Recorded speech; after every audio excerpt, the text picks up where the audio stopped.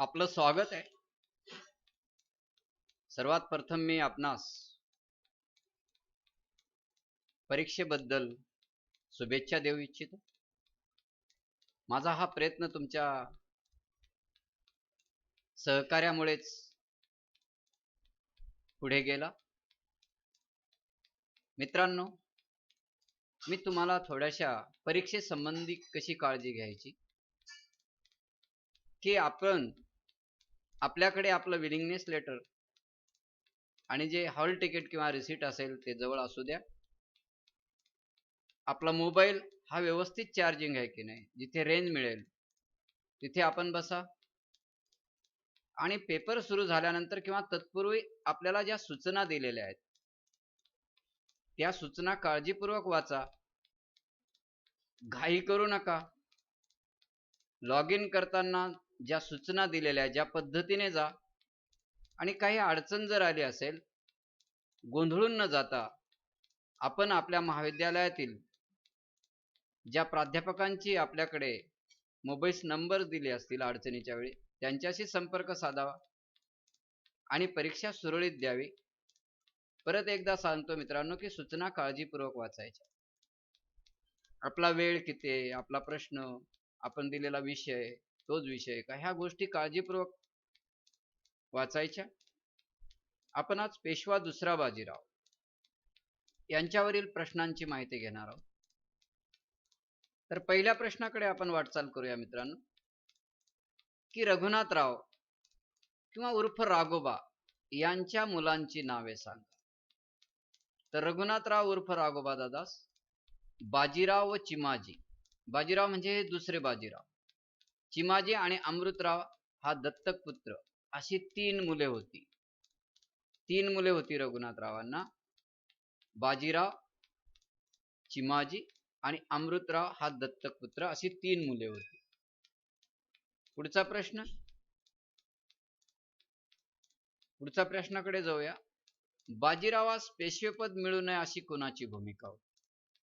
मित्रांनो, सवाई माधवराव पेशव्याच्या मृत्यूनंतर परत पेशवेपदी कुणास बसवावं यासाठी मराठा सरदारांमध्ये दुफळी निर्माण झाली आणि म्हणून की बाजीरावास पेशवेपद मिळू नये अशी भूमिका त्या काळचे नाना फडणीसांनी, की नाना फडणीसांची भूमिका ह्या दुसऱ्या बाजीरावास पेशवेपद मिळू नये अशा प्रकारची होती नाना फडणीसांची भूमिका. प्रश्न तिसरा, बाजीराव दुसऱ्यास पेशवेपदासाठी कोणाचा पाठिंबा होता? दुसऱ्या बाजीरावास किंवा पेशवा दुसऱ्या बाजीरावास पेशवेपदासाठी कोणाचा पाठिंबा होता? तर बाजीरावास दौलतराव शिंदे, त्यांचा कारभारी जीवाबा दादा. दौलतराव शिंदे, त्यांचा कारभारी जीवबादादा बक्षी आणि बाळोजी तात्या पागनीस यांचा पाठिंबा होता. बाजीरावास कुणाचं सहकार्य होतं, कुणाचा पाठिंबा होता? आणि म्हणून की दौलतराव शिंदे, त्यांचा कारभारी जीवबादादा बक्षी आणि बाळोजी तात्या पागनीस यांचा पाठिंबा होता. प्रश्न चौथा, दुसरा बाजीराव हा पेशवेपदावर केव्हा विराजमान झाला? तर 4 डिसेंबर 1796 रोजी विराजमान झाला. किंवा पेशवेपदावर केव्हा आले किंवा त्यांचा कालखंड सांगा. तर 4 डिसेंबर 1796 ते 1818 असा त्यांचा कालखंड आहे. म्हणून 4 डिसेंबर 1796 रोजी ते पेशवेपदावर विराजमान झाले. पाचवा प्रश्न आहे, महाडचे कारस्थान म्हणजे काय? महाडचे कारस्थान म्हणजे काय? बाजीराव दुसऱ्यास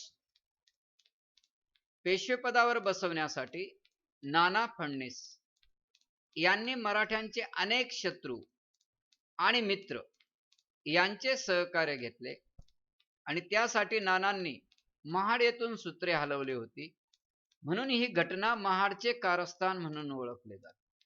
महाडचे कारस्थान की नाना साहेबांनी आधी विरोध केला, पण परिस्थिती आपल्या हाताबाहेर जात आहे. आता बाजीरावास सहकार्य केल्याशिवाय आपल्या समोर पर्याय नाही आणि म्हणूनच नाना फडणीसांनी मराठ्यांचे शत्रू मित्र अनेक यांचे सहकार्य घेतले आणि महाड येथून हे सूत्रे हलवली, म्हणून याला महाडचं कारस्थान असं म्हणतात. आपण मागे मोरोबाचं कारस्थान बघितलं होतं, तर हे महाडचं कारस्थान. होळकर घराण्यात कोणाच्या निधनानंतर वारसा हक्काचा प्रश्न निर्माण झाला? होळकर घराण्यात कोणाच्या निधनानंतर वारसा हक्काचा प्रश्न निर्माण झाला? तुकोजी होळकर. 1797 मध्ये तुकोजी होळकरांचा मृत्यू झाला आणि वारसा हक्काचा प्रश्न निर्माण झाला. अजून एक उपप्रश्न इथे निर्माण होऊ शकतो मित्रांनो, की होळकर घराण्याच्या वारसा हक्का प्रश्नात कुणी ढवळाढवळ केली किंवा कुणी हस्तक्षेप केला? तर दौलतराव शिंदेंनी हस्तक्षेप केला. दौलतराव शिंदेंनी. तुकोजी होळकरास काशीराव, मल्हारराव ही 2 औरस पुत्र आणि विठोजी व यशवंतराव ही दासी पुत्र होती. असं विचारलं की तुकोजी होळकरांच्या मुलांची नावं सांगा. म्हणजे इथे आपण 3 उपप्रश्न पाहिले की तुकोजी होळकरांच्या मुलांची नावं सांगा. तर काशीराव, मल्हारराव आणि विठोजी व यशवंतराव ही पुत्र. पुढच्या प्रश्नाकडे वाटचाल करूया. विठोजी होळकरास पेशवा बाजीराव दुसरा याने कोणाच्या साह्याने पुण्यास आणण्यात आले होते? तर सेनापती बापू गोखले. विठोजी होळकरांनी पेशव्यांविरुद्ध लढा पुकारला होता आणि म्हणून पेशव्यांनी सेनापती बापू गोखले यांना पाठवून त्यांना पकडून आणलं. कुणाच्या द्वारे? की सेनापती बापू गोखले यांना पाठवून पुण्यास आणले. पुढचा प्रश्न की विठोजी होळकर यांना पेशवा दुसरा बाजीरावाने कसे ठार केले होते? विठोजी होळकर यांना पेशवा दुसऱ्या बाजीरावाने कसे ठार केले होते? तर हत्तीच्या पायाखाली देऊन ठार केले होते. प्रश्न 9वा. हडपसरची लढाई केव्हा आणि कोणाकोणात झाली?